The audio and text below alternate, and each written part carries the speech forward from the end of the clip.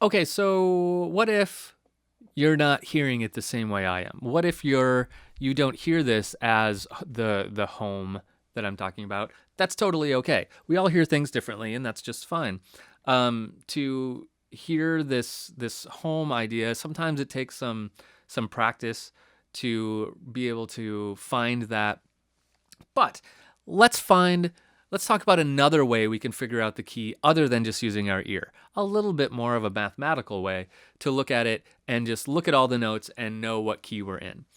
To do this, there is a pattern. There's a pattern to all the notes in a key, and I'm going to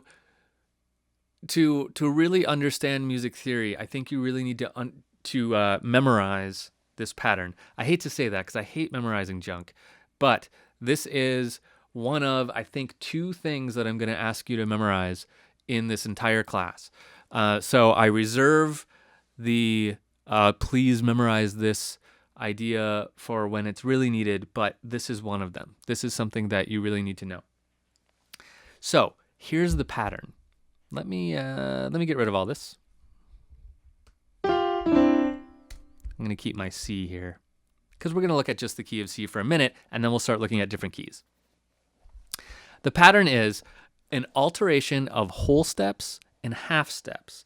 So a whole step means two notes, and now we're including the black notes. So from here to here is a whole step. That means there's one in between. From here to here is a half step. There's nothing in between. So a half step means there's nothing in between. A whole step means there's one note in between. And that includes all notes, white notes and black notes now. So the pattern is whole step,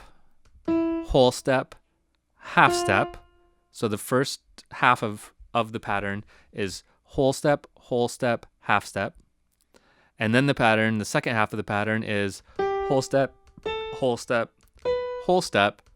half step. That makes up the key. Those are all the notes that are going to work in this key.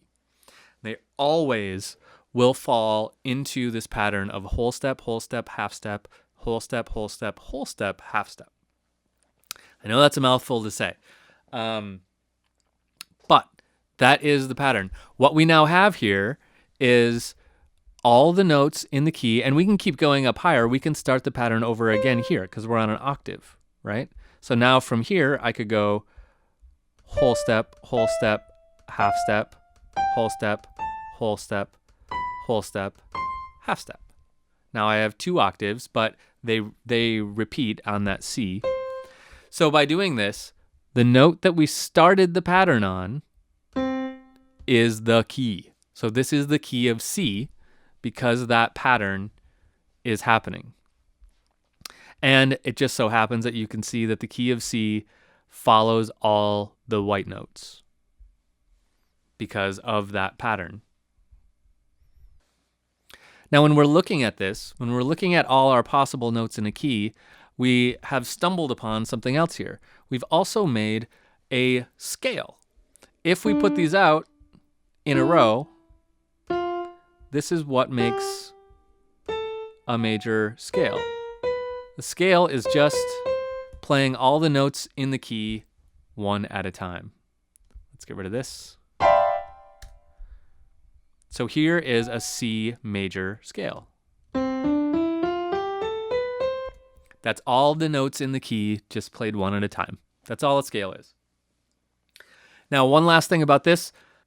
We are working in a major key here. So this is a major scale. We are looking at the key of C major. There are also minor keys and minor scales. In this class, we're only going to talk about major keys and major scales for now. In the part 2 of this class, I focus on minor keys and minor scales. But the only difference in a minor key is this pattern of whole step, half step, whole step, half step is different. It's a different pattern. That's all. Everything else works exactly the same, and it makes a minor scale. So there's a difference between major and minor. We'll talk about that when we get to chords, because we are going to look at major and minor chords in this class. So let's figure out our a different key. Let's get rid of all this. And let's say, so that was C major. Let's do D major. So all I'm going to do is count up that pattern. So whole step, half step, whole step, whole step, whole step, half step. And you'll know you did it right because it'll begin and end on the same note, an octave, right?